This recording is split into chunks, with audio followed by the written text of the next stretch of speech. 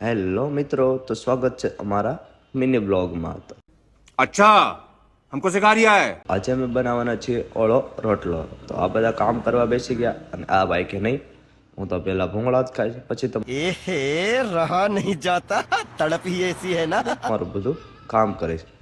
આ બધા કલાકારો બેસી ગયા મસ્ત વ્યવસ્થિત કામ કરવા. ડુંગળી મળે, લસણ મળે, બધું અલગ અલગ. આ લસણ ખાંડે છે, આને પણ થોડુંક આમ કેમેરો જોવે ને એટલે નખરા કરવા જોવે.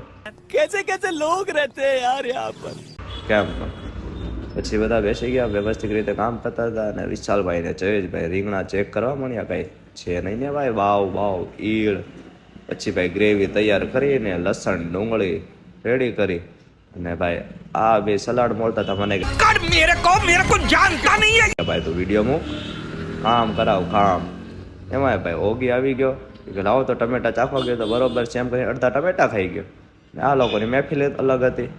પછી ભાઈ થઈ ગઈ છે અમારી ગ્રેવી તૈયાર અને ઓળો બની ગયો છે રેડી.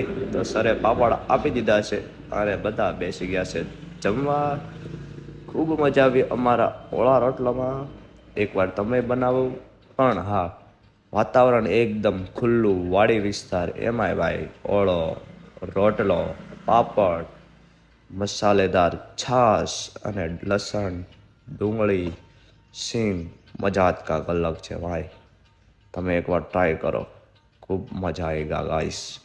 પછી આ સર ને ભોલું એટલે કે અમારા ડોગેશ ભાઈ બેસી ગયા બધા જમવા. પણ આ બેને હજી પૂરું ન થયું. પાછા આપને કહો, લ્યો તમે છાશ લ્યો. અંદાથી પહેલાં શરૂ કર્યું હતું.